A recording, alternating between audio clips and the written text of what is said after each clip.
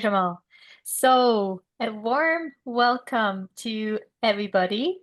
This is the last webinar that we have of the annual learning days of the Swiss NGO-DR platform. Today, we will talk about NBS valuation.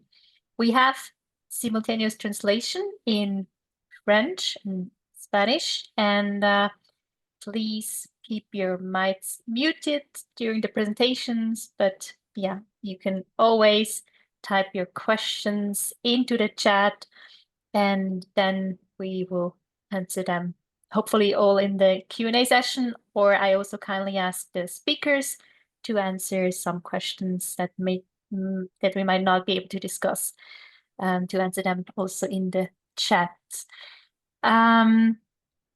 Today's session is hosted by Sophie Nguyen-Koa, Senior Water Security Advisor at Helvetas, and myself. I'm the Thematic Advisor for Climate Change at HEX-EPR. The agenda for today looks as follows.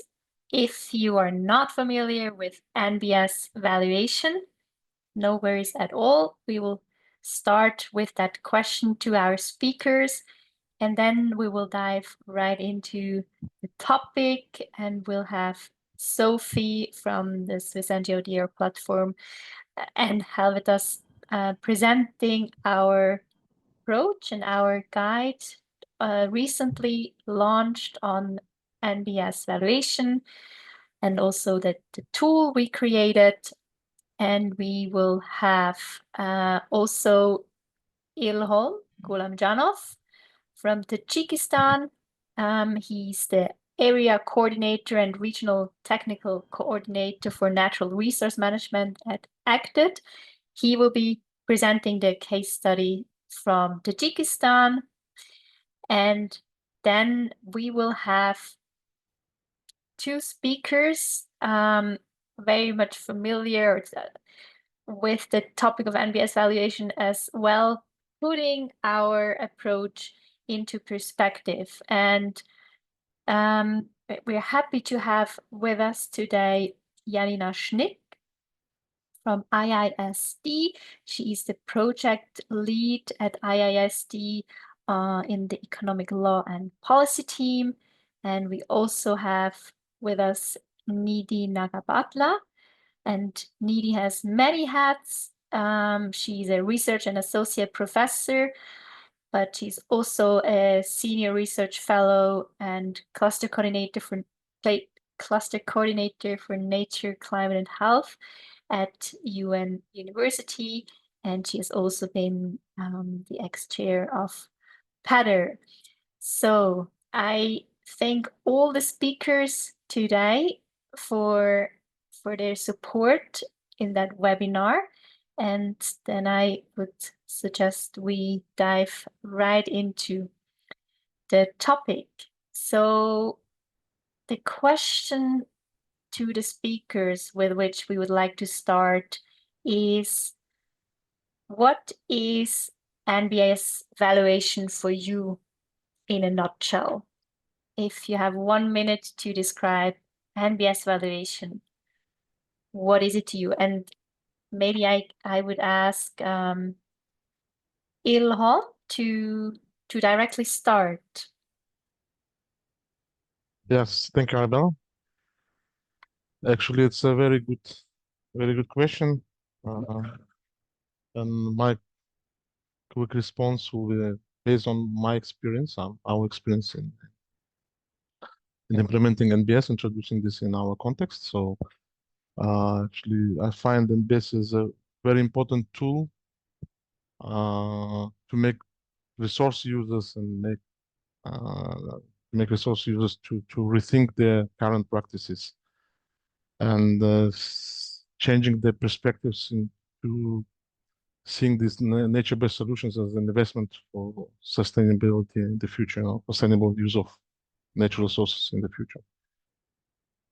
So this is in brief. Thank you. Thanks a lot, Ilhom. And then I'm handing over to to our next speaker, Janina. Yeah, thank you, Arabella.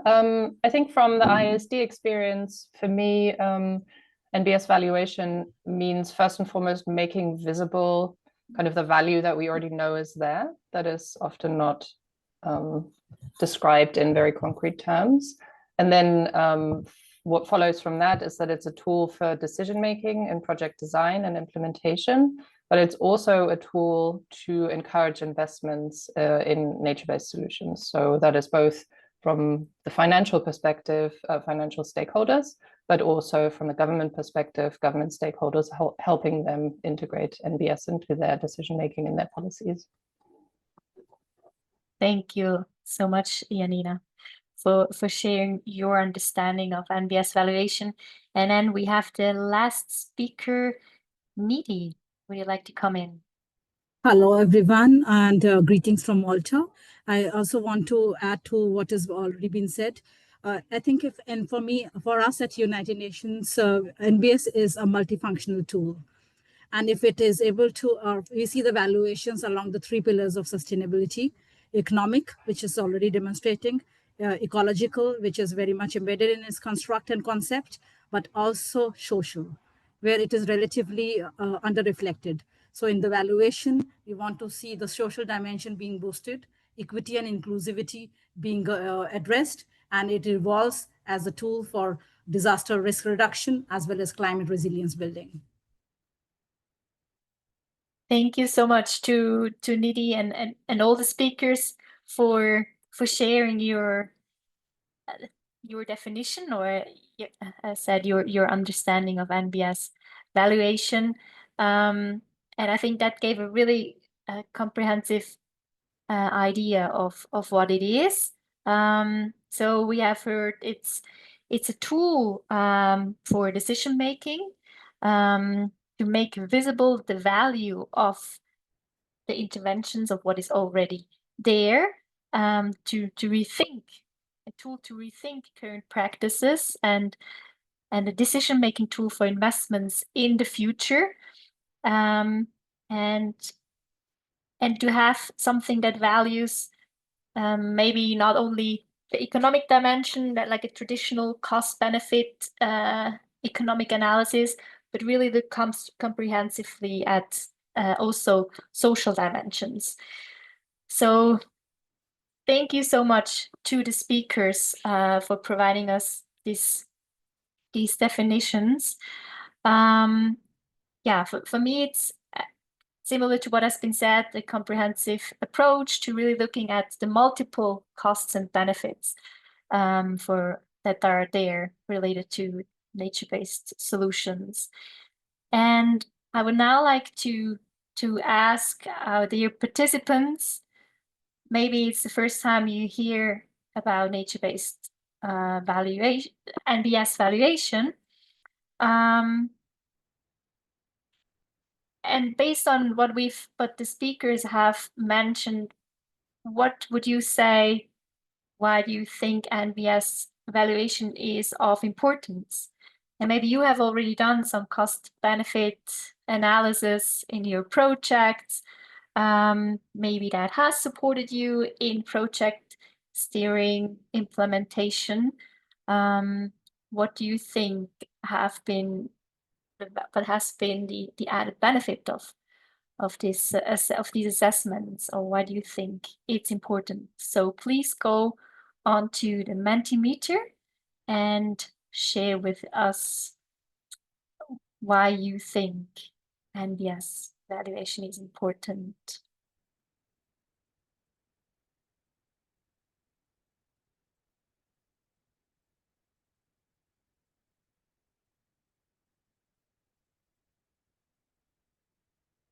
So the first answers are already popping in. So it can quantify impact, supports informed decision-making. We have a proof of effectiveness to compete with non-nature-based solutions. That's a really great point. To support future planning, provide evidence, to support with funding proposals. for budgeting. Evidence is high in that name there, yes. Great, really great, important points that are being mentioned here to ensure sustainability. Excellent. Great. So really, really important points that come out here, and it's very much in line with what our speakers have already mentioned. To quantify the benefits. Great, great. To support prioritization when it comes to the plethora of adaptation options, what do we choose? Thanks so much for sharing. I think that's very helpful. And so with that being said, I hope we now have a very rough idea of what NBS valuation can be and why it's important. And that I would like to hand over to my colleague Sophie for presenting us the approach of the Swiss NGO-DR platform. Thank you, Sophie. Thank you, Arabella. Hello, everyone. Bonjour, buenos dias. A warm welcome from me as well. It's a pleasure to co-host this session.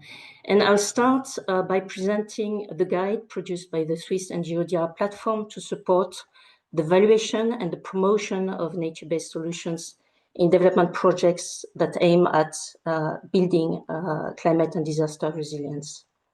Next, please.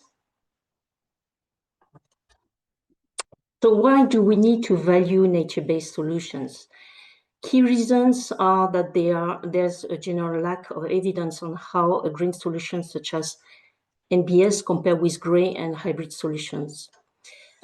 Investments in NBS are relatively limited, mainly due to a range of mismatches, as analyzed by Chosso and colleagues. Indeed, the mismatch is not only on the value of NBS, but also on the timescale, given the need to have a long-term vision, to think long-term. There are also mismatches on governance challenges, especially in terms of the distribution of power, since the implementation of nature-based solutions often experience power imbalances, for example, in relation to land rights. Besides, when trying to better match these aspects, the assessment of the whole range of benefits and costs across spatial and temporal scales is complex and potentially resource-consuming in terms of time, people, capacity, which is a big challenge for development projects in particular. That is why we propose to help co-design nature-based solutions through inclusive and multi-stakeholder participation, to provide guidance on how to value solutions and make decisions when selecting the most suitable ones through the comparison of these solutions across multiple dimensions in an operational and practical manner. This valuation process is also meant to contribute to advocating for investing in nature and for scaling the practice of nature-based solutions. Next, please. So the guidance takes the form of a manual that includes a rapid valuation tool in Excel format, and for the in-depth valuation, recommendation on existing approaches and tools. And the latter, it is, if needed, we'll see later in which situations this is recommended. Next, please. So to minimize time and extra cost, we'll include the two valuation steps here in purple in the project lifecycle that can be easily added and complemented. So in the end, we'll have three stages: the diagnostic of the system, then comes the valuation, and then the cycle continues with planning, implementation, and monitoring evaluation. So we'll focus on the valuation stage that includes the identification of benefits and costs and the prioritization of solutions. Next, please. So the valuation compares green, gray, and hybrid solution, the whole spectrum, across 5 dimensions: economic, social, environmental, related to governance, and to climate and disaster resilience. Each dimension is assessed through 3 key criteria for the benefits and 3 for the cost. For example, for the social benefits, the equity in distribution of benefits, social cohesion, the support of traditional practices. On the other hand, the solution bears costs if it does marginalize people, bring conflicts in the community, or affects cultural customs and traditional practices. So each criteria is scored from 0 to 3 for the benefit, 0 if no benefit, 3 for the highest one, and from 0 to -3 for the cost, -3 being the highest cost. Below, you can see that by default, each dimension is weighted 1, but this can be reduced if some dimensions need to be given less importance vis-à-vis the others. For example, economic at the benefit of social aspects. And the below table gives an example of the total scoring results for solutions implemented in Tajikistan and developed in the following presentation by Ilham. Mostly on nature-based solutions such as agroforestry, afforestation, reforestation, terracing, revitalization of riverbanks, and also including a few gray solutions such as check dams and gabion. So you can see the benefits in green and the cost in red. And the more intense the color, the higher the benefit or the cost. Next, please. Yeah, thanks. So here you have an illustration of the compiled results on the costs on the left in red and the benefits on the right, with specific colors for each dimension to better characterize the performance of the solution. And below you have a spider web representation. That's another way of showing the results. And you have 2 examples here. On the left, a solution that is agroforestry, and on the right, a gray solution like a check dam. So we'll move on to the in-depth valuation in the next slide. As introduced, in some situations, in-depth valuation may be needed. For example, if the risks of impacts are important or unknown, in case information remains insufficient after a rapid valuation, also in case of disagreement on scoring, or if a comparison between solutions is not conclusive. So in such situations, we recommend selected tools and approaches for each dimension. You can see on the left the type of tools we can propose. Each tool is summarized in a box as shown on the right, focusing on key characteristics for what the tool is used and how it is applied, the required skills and time. We also propose principles such as the ones for just and equitable nature-based solutions. Next, please. So lastly, you can see an example of an in-depth economic evaluation of the nature-based solutions implemented in Tajikistan, as briefly illustrated earlier in the rapid valuation. And here it shows the evolution of cost, revenue, and cumulative net income over a time scale of 20 years. And here the payback period of NBS starts after 9 to 10 years. And the net income increasingly outweighed the costs after 13 years. So that was reassuring. Next slide, please. So before concluding, before finishing, if interested, you can download the valuation guide and the rapid valuation tool on the homepage of the Swiss NGO DIA platform. This is it in a nutshell. Thank you. Next slide, please. Over to Ilham to present the rapid valuation piloting in Tajikistan.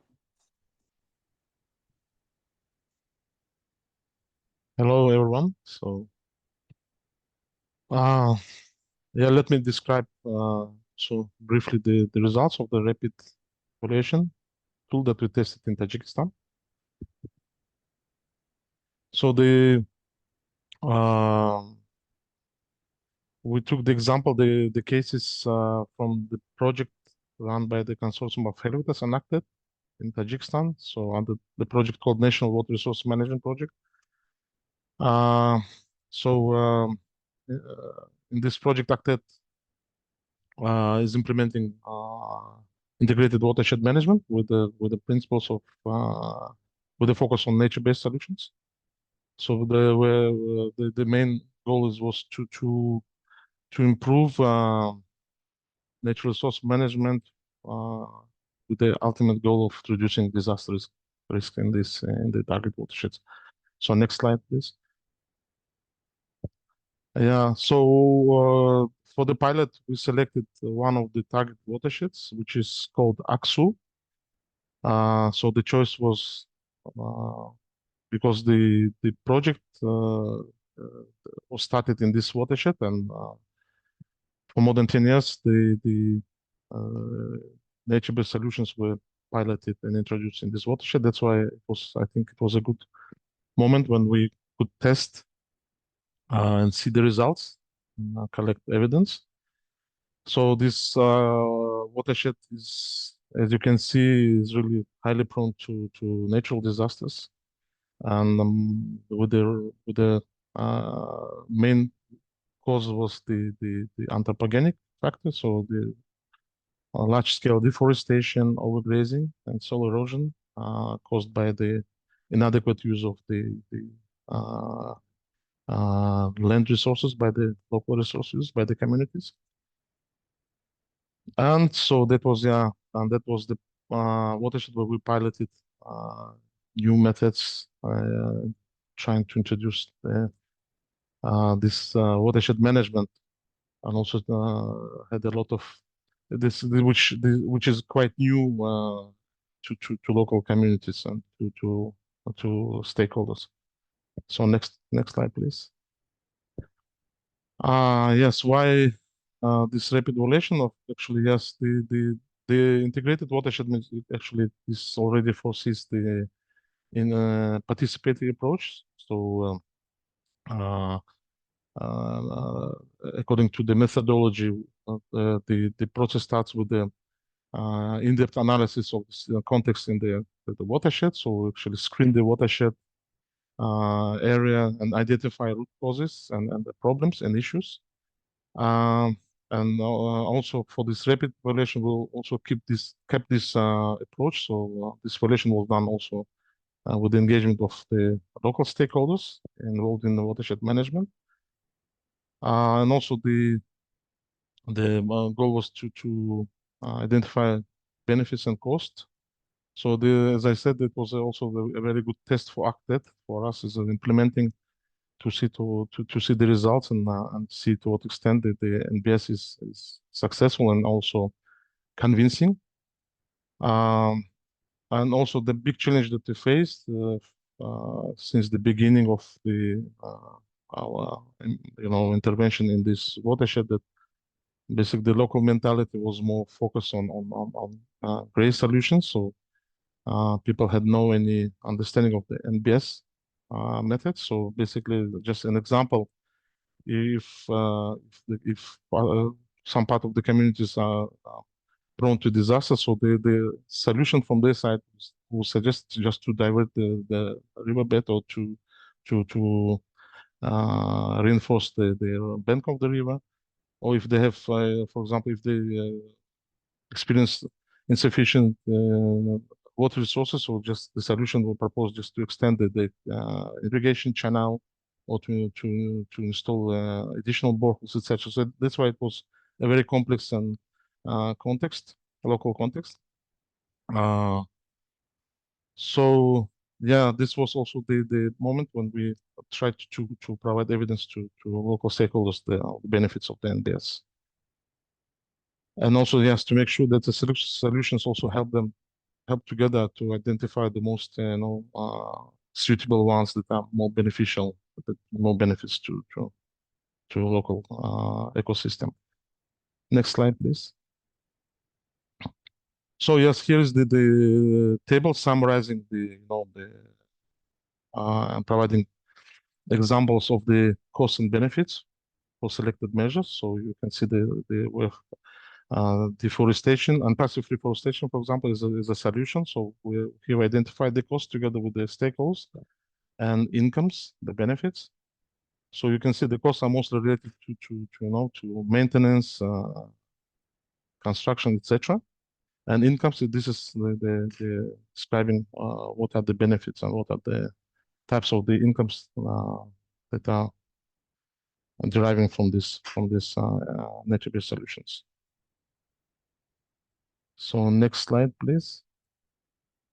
Yeah, so let me just briefly go into the concrete examples of the results of this rapid evaluation. So we selected these measures, and so let's talk about transboundary passive reforestation. Just to explain, passive reforestation, this is also type of the NBS when you basically create no-go zones where people and livestock cannot enter, and you let the forest area to recreate naturally. So it's also a very long-term solution, and we try to introduce this in the transboundary context. These watersheds, the Aksu watershed is basically shared between Kyrgyzstan and Tajikistan, which is also one of the key factors which makes it even more complex in integrated watershed management. So here we analyze the costs and incomes, and you can see on the left you have the costs, and on the right you have, of course, the green the benefits, the income. So you can actually judge the level of, I mean, the ratio between the costs and benefits. Same for the development of agroforestry. This was also a type of reforestation, but basically allowing local resource users to use the forest area as for orchards. So it's also one of the methods that we helps to reduce soil erosion on the slopes. So you see also here the almost similar ratio between the costs and benefits. Actually, I want to add that agroforestry was really, according to the valuation results, and also talking to the communities, there's one of the solutions that was mostly liked by the source users. So the level of the replication and expansion of the agroforestry area, it's really amazing. It was not even anticipated within our project. Next slide, please. Another measure is shifting, basically changing mostly local population use the rain-fed area to grow in cereals. So that's why one of the solutions was that we convert these lands change the type of the crop and make it more economically beneficial, but at the same time it's more soil friendly. So that was the idea was to change the cereals to perennial grass, so they can get fodder, which is they can feed the animals, and also they can sell, because it's like we talk about large area, and at the same time it's really protects the soil from the erosion, compared to cereals when they had to cultivate the land, disturb the soil, and also rely on the precipitation, which is really low in this area. So you can see the evidence, and it was really one of also convincing methods that people liked also, and they never thought about it before. And also we introduced this perennials also in irrigated land. It's also basically to maximize the use of the existing land resources and getting more profits from those resources. Next slide, please. So here we talk about one of the examples of the gray measures. So this is actually in this project we applied this we call a dual approach. So in the areas where you can still mitigate disasters through the nature-based solutions, so we focus on that. But of course, there are areas where already the the situation is so drastic, so it's already late actually to use nature-based solutions, and you need just to think about protecting people, saving lives. So there we also implemented this hard infrastructure projects, so reinforcement of the river banks and mud channels, and you see the costs are very high, which is not affordable to local communities which are really low income. So you see the ratio. It requires a lot of investments in terms of like funding, but still the benefit is still high because we talk about the protection of the lives and the infrastructure. And also another example is the so-called alternative. We also provide alternatives because we convince people not to cut the trees for the sake of energy and firewood, but at the same time they need these resources. That's why we also introduce the alternative. So the planting fast-growing willows, so just by the community, so they can have this firewood if they need from those trees, but not really going into forest and cutting the trees in the forest. So here you see there are some investments are needed, but definitely is very high because in terms of environment, especially because zero cost, but the benefit for the environment is very high because they don't need to cut the forest, the trees in the forest. Yes, this is in a nutshell. So next slide, please.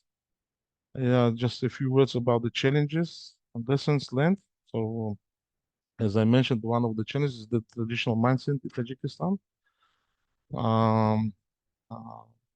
So when people and stakeholders are really focused on infrastructure-based solutions. Another challenge is like lack of monitoring and data recording. So in most of the institutions, it is difficult to get the data, and sometimes the data is not properly maintained. If you talk about the community members, so there is no any data recording monitoring and simple analysis. So most of the resources they're acting reactive, so they miss this analytical. They don't do this analytical exercise, which to think about a few years ahead for the practices, especially in agriculture. So they were the challenges, but also the lessons that we learned was this rapid evaluation was a very good tool actually to provide evidence and also to convince local resource users that they need to change the practices in order to have the healthy ecosystem and also be protected from the disaster risks. So it was very good evidence provided by the rapid evaluation, which made them be convinced. Another important factor that for those who are going to implement this rapid evaluation, so it needs to be adapted actually to local context, but I would say more to country context. This needs to be done. So it's also needs some kind of support, external support when you do this evaluation with the stakeholders, because there is a lot of explanation and extractions they need to provide in order for resources to understand how the tool works. And also, yes, this tool also help to provide the evidence that the governance needs to be well coordinated and integrated across the water, land, and their related sectors. So that is in brief about the testing and conducting this evaluation in Tajikistan context. Thank you. Thank you so much, Ilham, and also Sophie for your presentations. And I would like to mention here, Ilham, we are immensely grateful that you have been so collaborative on this valuation assessment for piloting, for being our guinea pig, and for supporting really the development of this whole approach so strongly. Thank you so much. That was really a big support for us as a Swiss NGO DR platform. And I think it's really great that we have your practical experience, and I would like to go to Sarah's question first, to you. So we call it rapid valuation. Then of course it's not such a quick process. So maybe Ilham, can you talk a little bit on how long this process took for you in the team with the stakeholders? What's the average time for the process to go through? Yes, well, I don't know how, I mean, which criteria to use in terms of like reference, but for us it took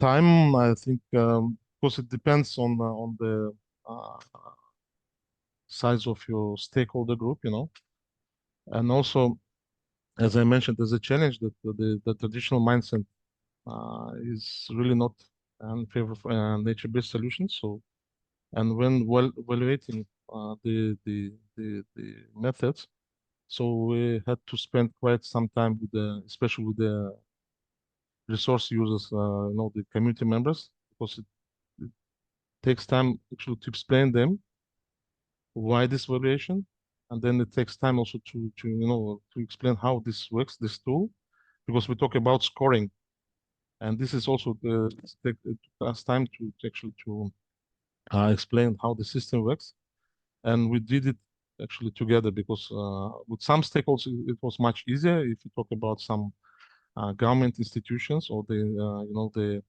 authorities who are in charge of, for example, water management, was much easier because they're more you know into the topic. I mean into the let's say professionals.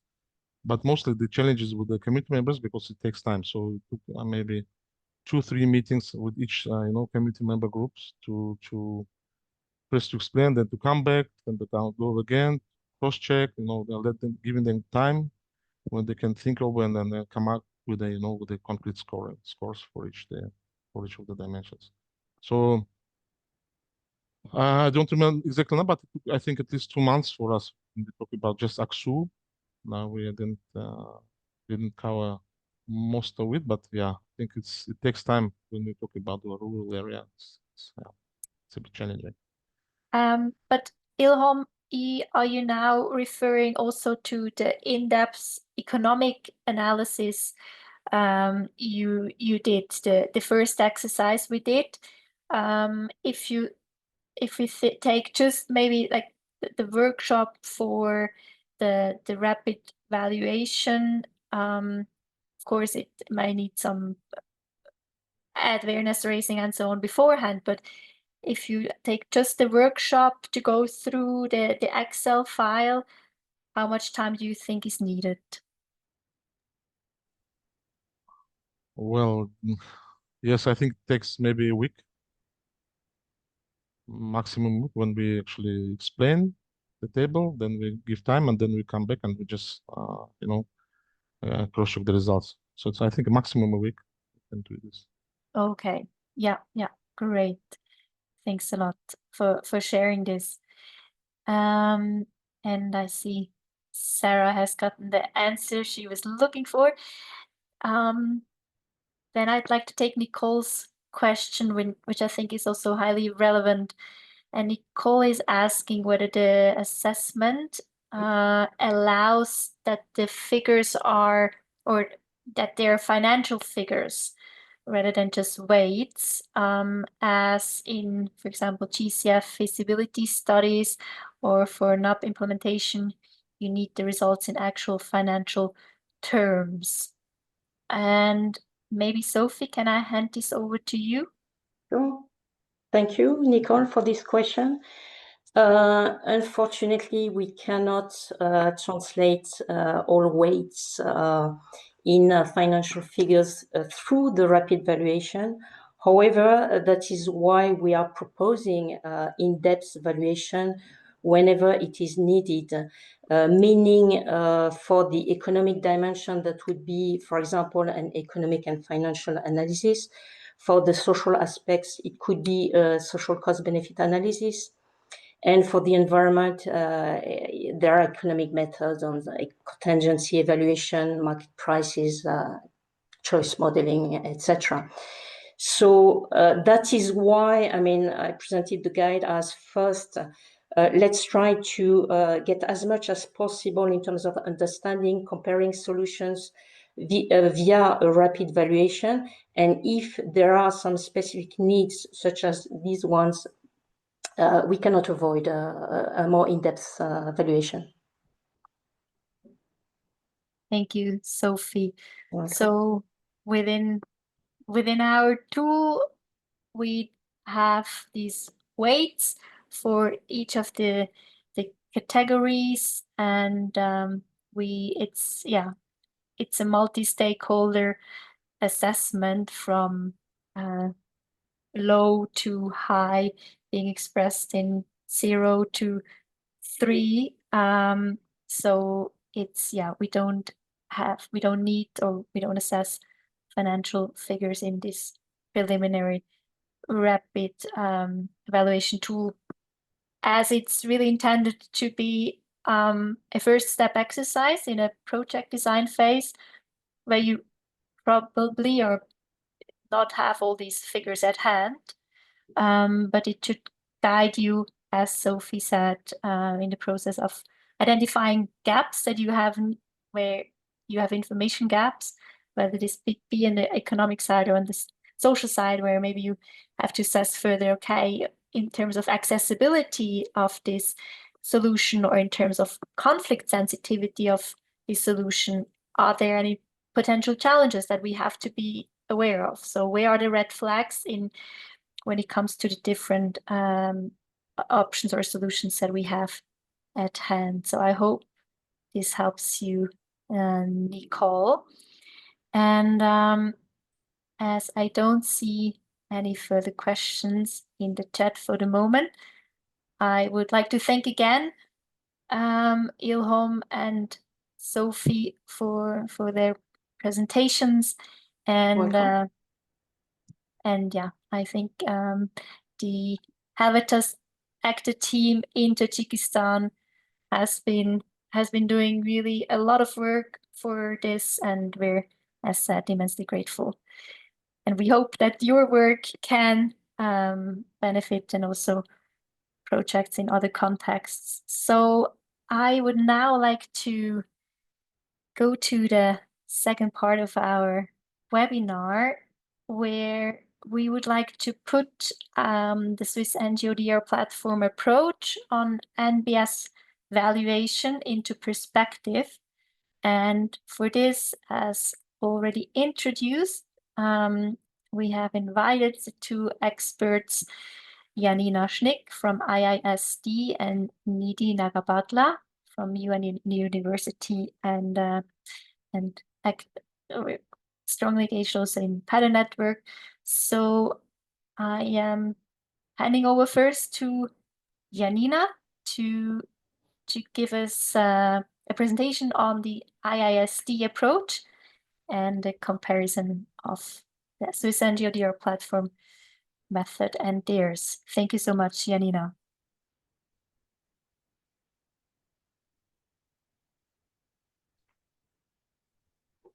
Great, thank you, Arabella. Are you going to be? Yeah, there we go. Thank you. Sorry, there was a slight delay.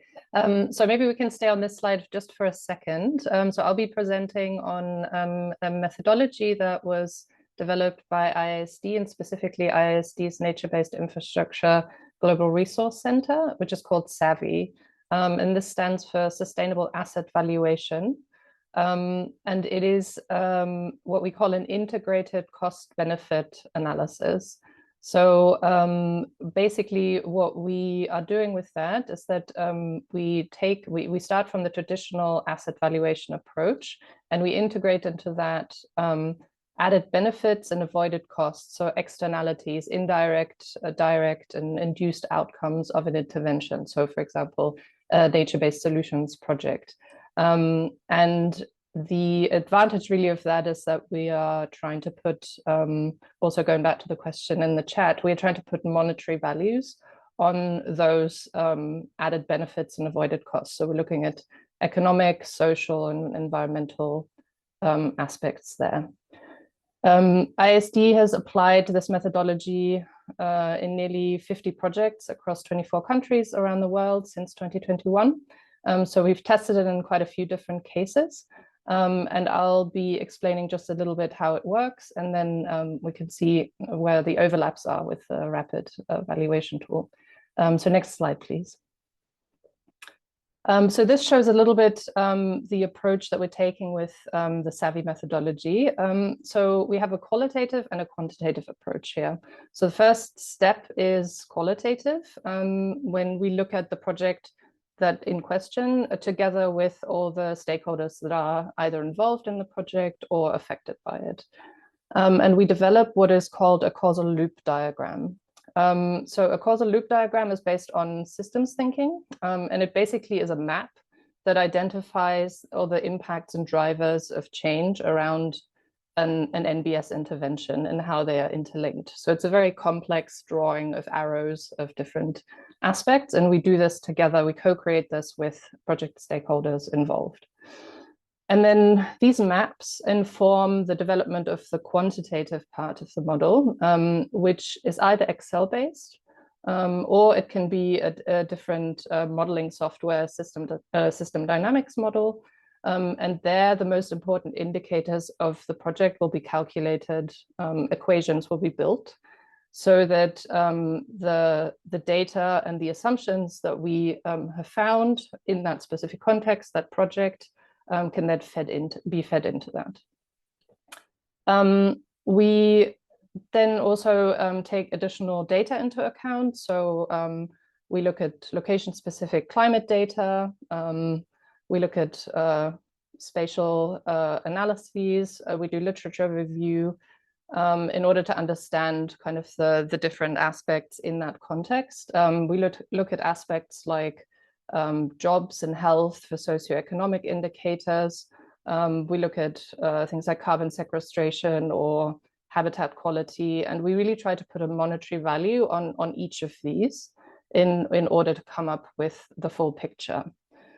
So once we put all the data kind of together into the model, this then results in this integrated cost-benefit analysis, which provides the data on each of the indicators and the scenarios. So often we will compare the project with an alternative scenario where, for example, we look at a green solution and we look at a gray solution, or we look at a combined solution, and we come up with a specific benefit to cost ratio for the specific project. So we see how much we get basically back for our investment in nature-based solutions. So that's how SAVI works. If you could go to the next slide, I've outlined a little bit how this compares then with the rapid valuation tool. And I think you'll have noticed from the previous presentations, there's quite a lot of overlaps in terms of the categories of assessment. So of course, we're looking at similar aspects in terms of social, environmental, climate, but also economic data. And it is system-based as well. I think they also have in common the focus on co-creation and making sure that the community is included in those assessments, and that they are important tools to support kind of project design and advocacy for nature-based solutions. I also think there's some nice complementarities between the two tools. So as we've seen in the previous presentation, the rapid valuation tool kind of captures perceptions on a scale. And then we have SAVI that really comes out with estimates of monetary values, costs, and benefits. And these are really kind of, could be complementary in terms of showing that there are the qualitative perceptions that are hard to put into specific figures and these figures. And in a way, it is really a way to validate one or each other. So we could take the qualitative findings from the rapid valuation tool and use those to complement the quantitative findings of SAVI in order to corroborate whether those perceptions are accurate.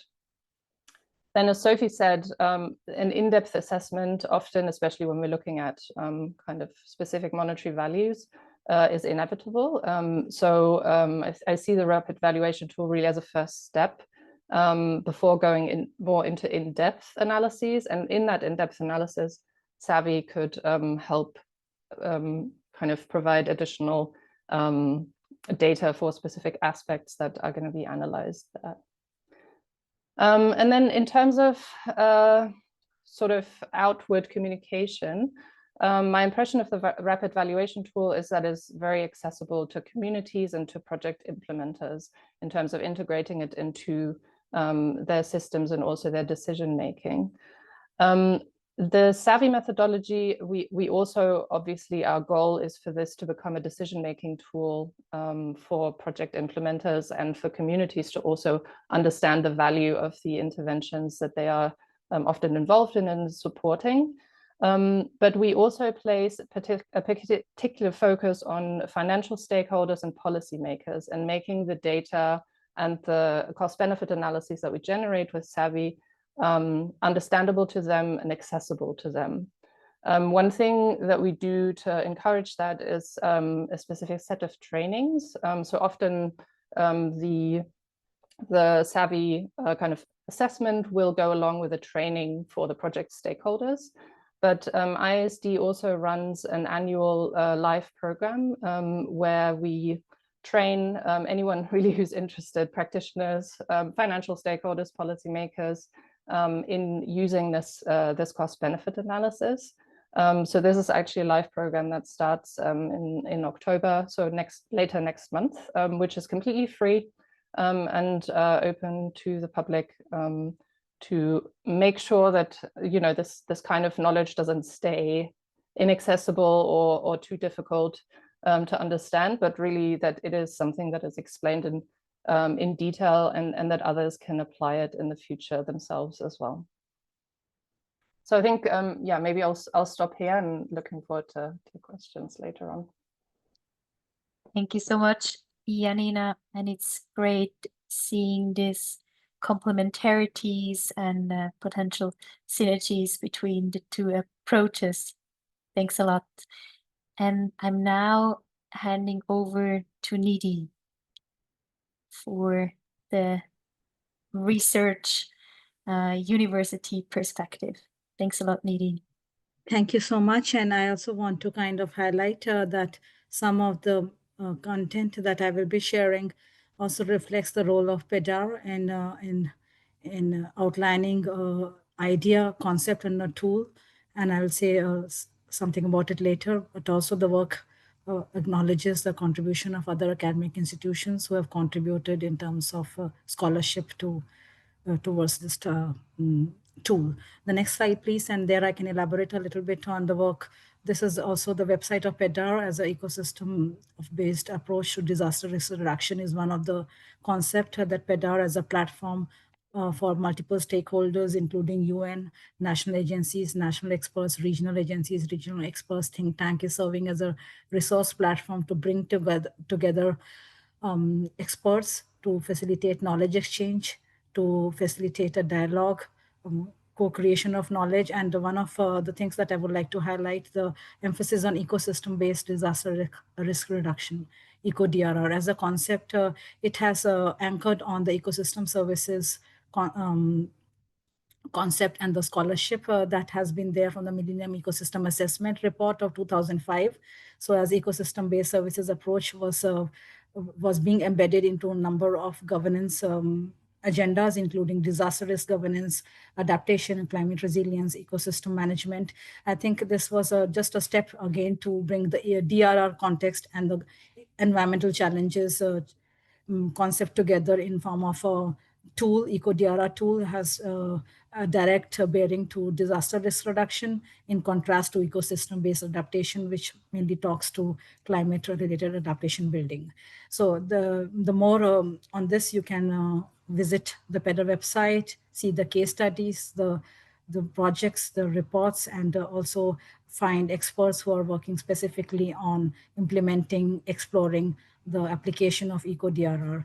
And to learn more, you can also see that the approach has now been scaled by multiple projects, and I just put on a screenshot for your reference. And I also encourage some of our participants together with us to try to sign to this MOOC, which is offering knowledge and in relation to how to apply this, but also plugging this in tandem with as a complementary tool to nature-based solutions, evolving pathways. So EcoDRR nature-based solutions, and just understanding it from the concept of complementary toolkits or concepts that can be plugged into multiple environmental governance pathways, either climate resilience, disaster risk reduction. And I think it has a direct bearing to also the Swiss platform's anticipatory approach to DRR. So I would like to really highlight that as well. So these are things that offer a guiding mechanism to member states or the agencies or communities to see what fits in their context. And I think I would like to thus maybe conclude with my next slide. That we are doing the outreach through various measures. The World Water Development Report channel by UN agency had a dedicated focus on nature-based solutions for water. So to have a more of a sectoral based knowledge production for different sectors, in this case, the water sector, but also the climate related events that have a high water footprint. So we have also published a couple of books trying to enhance the role of nature-based solutions in different domains related to water management, but also how it intersects with disaster risks and climate risks. And one thing which is very new in this discourse of tools or concepts or emerging discourses is nature positive engineering. So we have targeted the engineering community because most of these solutions, even they are nature-based solutions, will have an infrastructure and technology component. And if we work with engineers, we are able to maybe design something that they sign to, they are able to understand. And nature positive engineering is one such pathway. We have been funded by Lloyd's Register Foundation, working with the International Council of Civil Engineers around the world. And this report will be out in the New York Climate Week this month. I encourage everyone to take a look on how to engage or re-engage with the engineering community as we integrate nature-based solutions, EcoDRR, and related mechanisms into the sustainability spectrum of solutions. And the last slide is just for reference to some of the features or principles that we are rather revising or refining to fit into the nature positive engineering discourse. There's, of course, a lot of value on design, but one thing which we have added into the discourse very clearly is the assessment of value. Benefits and costs were, of course, very standard procedures, but assessment of value and societal value, co-benefits, inclusive discussions. And we are experimenting this with the engineering community, but it applies across the sectoral spectrum of solutions that nature-based solution pathways offering. And I think governance modalities like the nature restoration law initiative at the European level is taking this whole documentation to an action module, in commitment module, in terms of financial pledges, in terms of taking it from a regional or a supranational level to national and subnational level, to countries, to cities, to municipalities. And I think this kind of jurisdictions or jurisprudence through legislation gives a bit of a push, much required push to take this concept from documentation to practice. And I'll pause here. Thank you a lot, Needy, for bringing in your insights and reflections. That was very helpful to have an understanding on what is going on, also related to Pather. And I would like to mention here, the Swiss NGO DRR platform is member of the Partnership for Environment and DRR. And with this, we have concluded with our presentations, with our inputs, and we would now like to go to the questions and answer session that we have. We have still quite some time available. I think that's great to dive deeper into certain aspects. So please feel free to type all your comments, concerns, questions into the chat. And before we get some questions in, I would like to start with a question to both Janina and Nidhi. We discussed already a little bit this quantification of figures. And how do you see it? How, I guess, yeah, economic figures, that's clear, that's quickly a financial monetary figure. But then you have also mentioned we have to go deeper into social benefits and also potentially costs. So how do we operationalize that best? Can we stay with the perceptions and put this into some kind of a rating, or are there methodologies on how we can transform that into a quantitative financial figure? Is it needed? Is it helpful? So first, the question, yeah, what are the methodologies? And second, is it actually really required? Maybe who would like to start? Janina? Sure, I can make a start. So I think in terms of how we do it, we do have to acknowledge that a lot of the final numbers that we come up with are based on either assumptions or they are based on available data. So it really always depends on the exact project context in terms of the data that we have available that we can use for our calculations. It depends on input from the project stakeholders and stakeholders in that specific context that we rely on and co-create these models with. And then there are projections in there as well. So usually we will estimate those figures over a fairly long period of time, say 25 or 50 years. So there are certain assumptions that are just there in terms of climate projections, flood projections, or all sorts of complex data that we ultimately have to make a call on which value to use. So I think our attempt is to create a little bit more certainty in an environment with a lot of uncertainty. And I would say that is also where its value lies. I think we can all agree that nature-based solutions are valuable, that they add value. But in order to convince someone that it is perhaps the more cost-effective solution, which is often the case compared to a completely gray solution, if we talk to a financial stakeholder, they will want to see numbers. And so in terms of whether it's needed or not, I think the question is also a little bit who is the audience and what is the purpose of the analysis. Perceptions are extremely useful for, I think, project design and project implementers working with the communities, making sure that projects are in line with the community and how they see things and how they're affected. But our goal is often to encourage financial investments into nature-based solutions. And for those purposes, having specific monetary values, even if we acknowledge that there is a certain level of uncertainty through them, is extremely valuable. Thanks. Thank you so much, Janina. Maybe yes, I can add some. Well, I can add some points. Please. I think from a research and scientific exploration perspective, we have arrived to at least one notion that CBA, cost benefit analysis, can't be the only judge to sell or pitch nature-based solutions to policymakers, to public-private partnerships, both private equity and public sector investment. We need to also not sell this as a magic wand. Some things, sometimes nature-based solutions are not cost effective.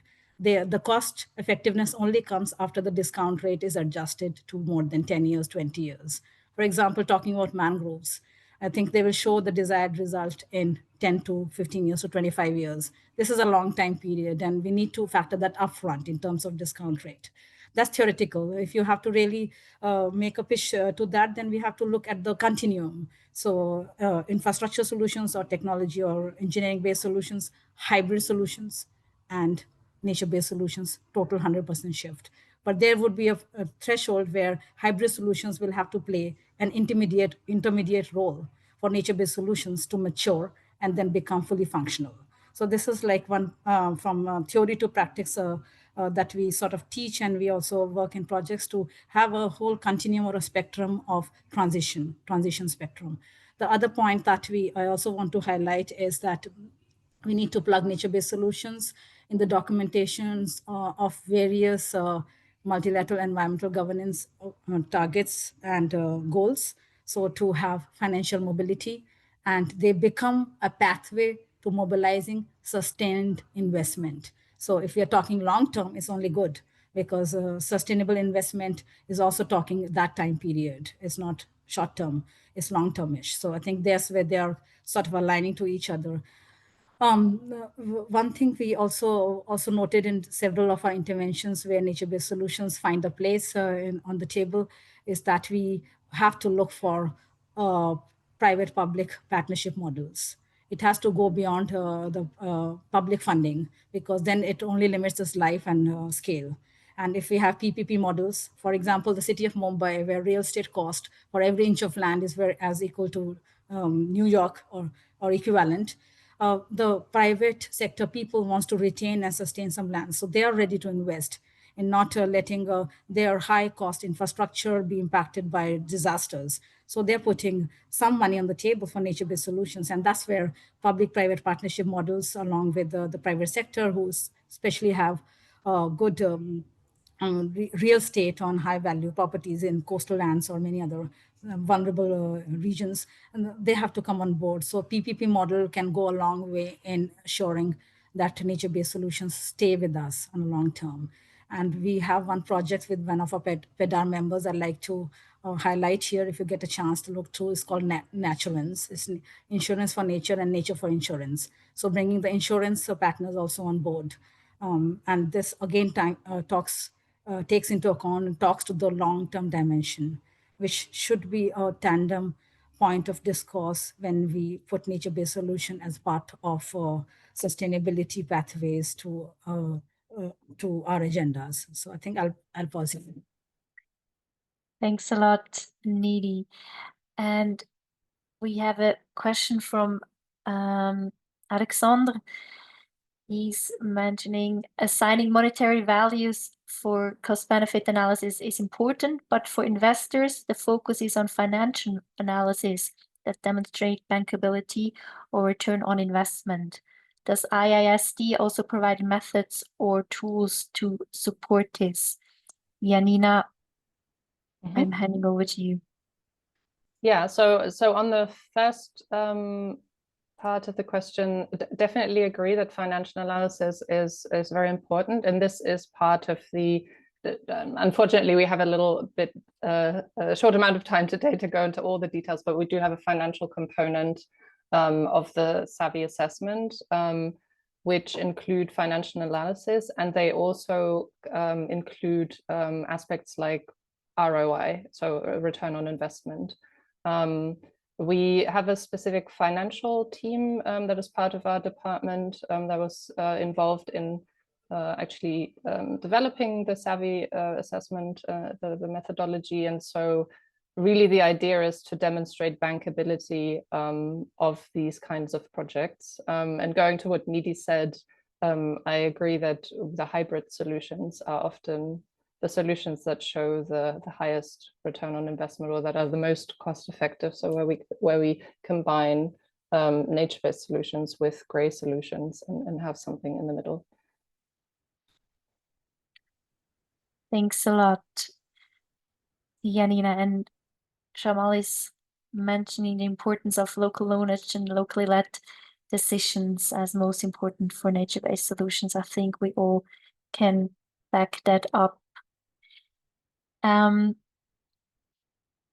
Again, to Janina and Needy. So if we want to make this point as an NGO community, highlighting really the importance of nature-based solutions and maybe focusing on the cultural values,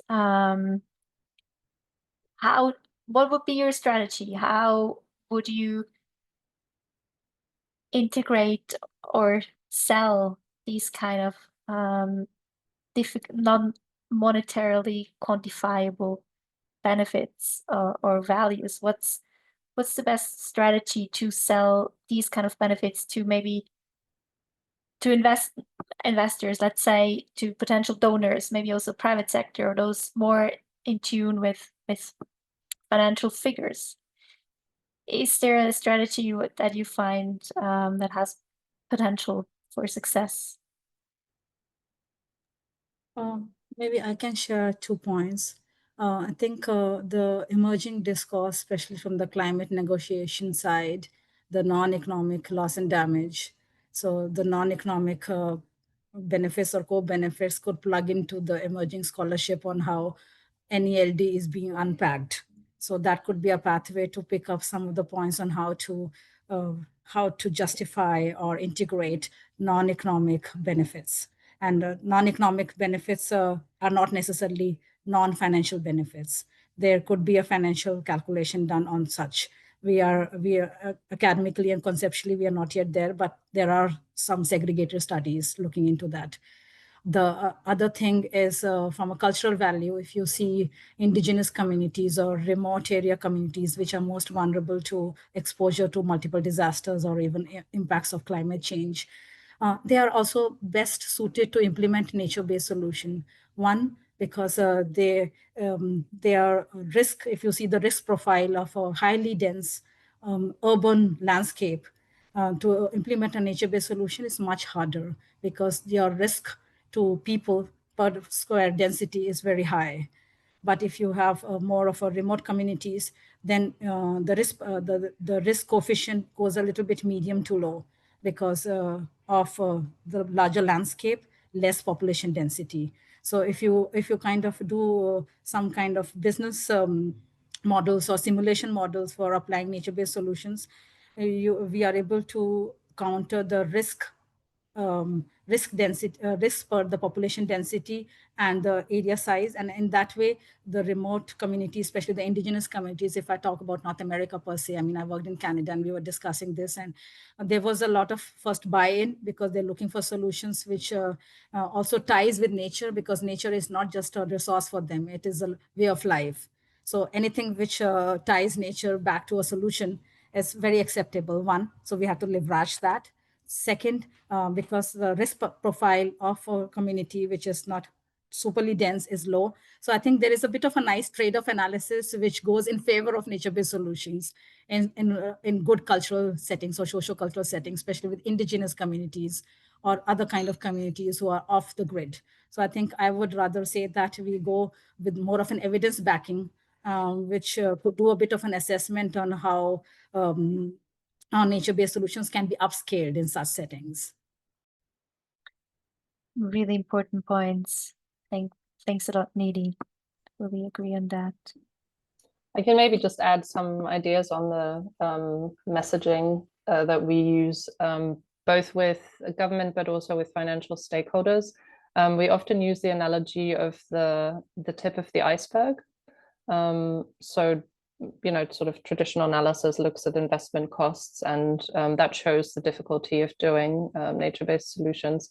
We really try to break down the avoided costs and also the added kind of things that are being created. So, for example, employment creation.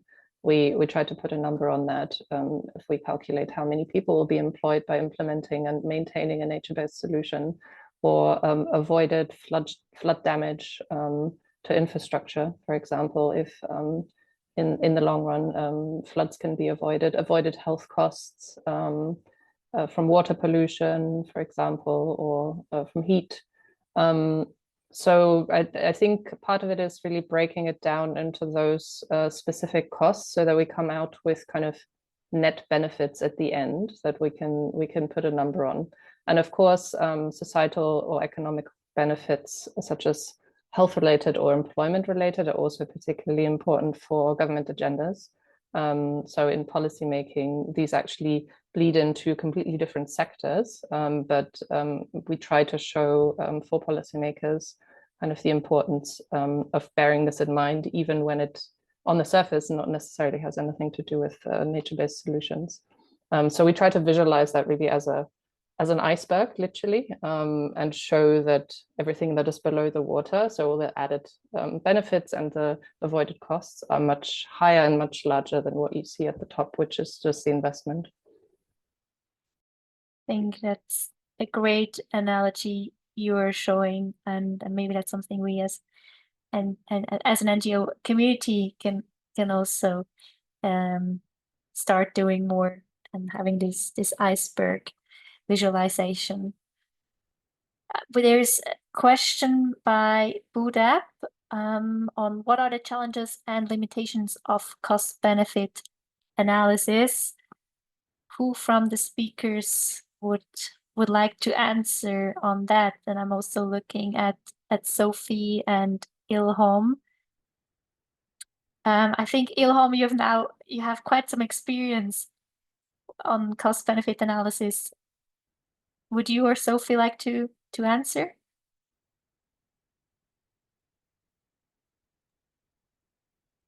Yes, as I mentioned there, we faced quite a number of challenges for cost-benefit analysis. This is one of the key was that the lack of the records and statistics in most of the cases, and also the mindset. This was the second challenging factor when it was difficult to make people analyze. So that required actually quite an effort from our team to explain and make them understand, how this analysis should be done. But on another hand, that was also the opportunity. I would say that actually with this exercise we actually managed to change the mindset of the resource users and the stakeholders. So of course there are challenges, especially in rural areas when you conduct this cost-benefit analysis with rural population. Thank you. Thanks a lot, Ilham. I think, yeah, you very nicely highlighted the challenges in terms of data availability and the opportunities in terms of having evidence for different stakeholders then once this data is available. Thanks a lot for sharing this.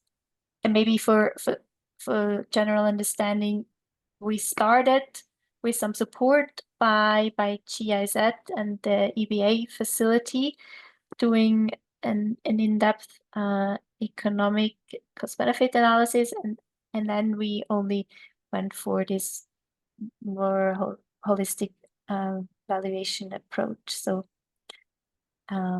this is how. If I may complement.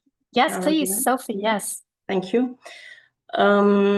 I mean, there are challenges and limitations indeed, especially in trying to put figures on all aspects of every dimension. And as introduced, I mean, the challenges in terms of governance, in terms of power relationships, in terms of the distribution of such power in the negotiation can be neglected in such cost-benefit analysis.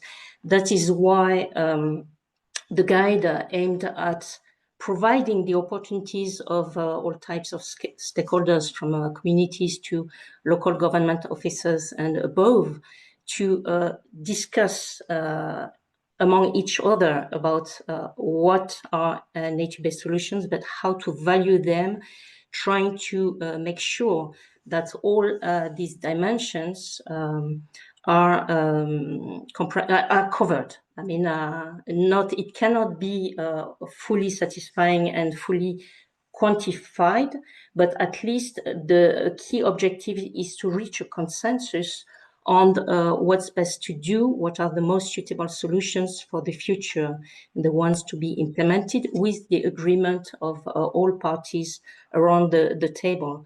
That we felt that this aspect was very important to reach for the main sustainability of the measures to be implemented. That was a compliment. Thank you. Thanks a lot. Thank you so much, Sophia, for adding this. And I see there's another additional question in the chat by Modondas asking on what are the strategies of engaging private sector and also community mobilization for nature-based solutions in drought-prone areas.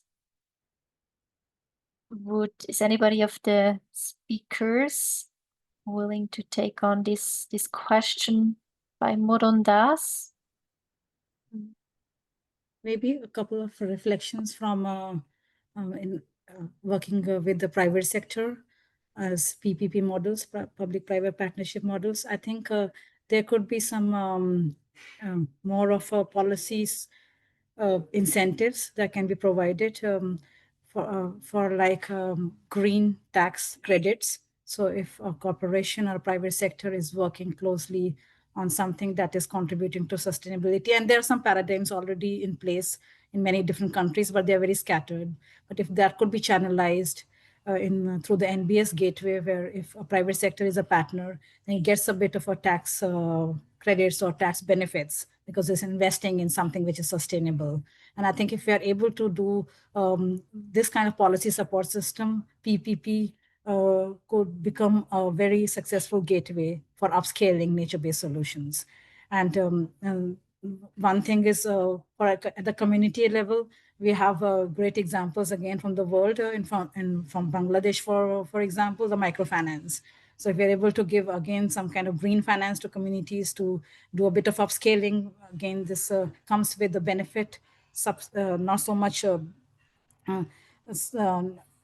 incentives like subsidies, but more or less rewarding benefits or rewarding incentives, which could be a grant for a village or a grant for a municipality, which could be centralized by the subnational government. So these are, again, the gateways to take this concept to operational paradigms or pathways. And some things, there's no unfortunately, there's no blueprint that something that works in Mexico can also work in Venezuela. But I think we need to catalog best practices that gives us guidance on how to upscale and operationalize. Yeah. Thanks a lot, Nidhi. So policy work is required. I may add just on the community mobilization, perhaps. Please, yes. I mean, I actually think what Nidhi said is also, in terms of incentivization, is also very relevant there. A part of my role at ISD is leading a project for urban nature-based solutions in 3 cities in sub-Saharan Africa, and one of those is in a very drought-prone area. And we involve local communities that are, obviously involved in setting up those nature-based solutions that we are implementing. But from our experience there, it is really very often a matter of showing them the value in implementation and participating in that. So taking time out, for example, from other revenue generating activities immediately impacts the livelihoods of these communities if they participate in the implementation of the nature-based solutions. So it has to be worth it for them.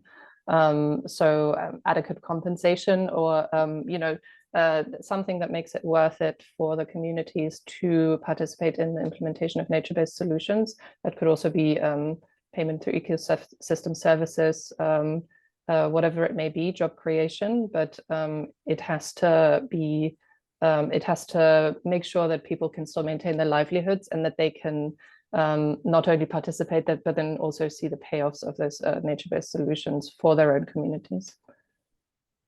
Thank you, Janina. That was exactly also a little bit the conclusion of the webinar we had yesterday. That these livelihood benefits are so crucial. Thanks for adding this. And I hope, Budep, you'll get a question maybe online or via email on the SAVI model. We are almost done with our session, and I would like to ask our speakers for some last recommendations to our colleagues, to our audience. What are your key recommendations to NGO implementers when it comes to NBS valuations? What is feasible for NGOs to do? What kind of things should they take into consideration very briefly from your side? And I would like to start maybe, Nidhi, give the floor to you first. I think NGOs are sitting in a very strategic space. They are a bridge between the public sector and the people. And I think if they are able to provide guidance, support, and any other kind of help to anchor NBS solutions into local realities, I think that'll be a great job done. Thanks. Thanks a lot, Nidhi. Janina, can I hand over to you? Sure. I think really what we can all agree on is that valuation of NBS should become an integral part of decision making for all stakeholders involved. So be that practitioners, funders, policymakers, and the barrier for everyone to integrate that into their processes has to be as low as possible. Thank you, Janina. And Ilhom, I'm handing over to you. You have now so much experience with this NGODR platform approach. You have had the struggles, also thinking about NBS valuation and thinking about the colleagues in other contexts. What would be your recommendation? Well, my recommendation would be that NGOs should have this tool as one of the important tools, key tools in many terms. So during this, when the participants were asked the question, "What is NBS for them?" So I think that was the answer. So for me, as an NGO practitioner, so I think it's a very good tool for fundraising, and it's a very good tool for working with the communities and actually helping them to understand and convince them to practice NBS in the future. So I should changing also mindset. So for me, it's really important that NGOs have this tool as a universal tool, let's say, for the NGO activities. Thank you so much, Ilhom. And Sophie, if you would like to have some last words. Yeah, thank you. I mean, to thank you all, participants for this very rich discussion, and the speakers as well, of course. Yesterday, I heard that NBS should be a bridge, not a box. And I hope that this session has shown that we were trying to build bridges between sectors, dimensions, people, disciplines. Yeah, I hope that you leave the session with such kind of inspiration towards bridging. Thank you. Thank you, Sophie. And there's not much left to be said. A big, big thank you to all our excellent speakers and also to the audience for your participation and for your questions, for your thoughtful questions. I wish you all the best with taking a look at our products, the NBS Valuation Guide and the Rapid Valuation Tool. And please also join us tomorrow. Those that live in Switzerland, come join us at our face-to-face event in Bern, Friday afternoon. And for the online community, this has been our last webinar of these annual learning days. We enjoyed it very much, and thank you for being with us. We are looking forward to future webinars with your participation. All the best to everyone around the globe, and let's stay in touch.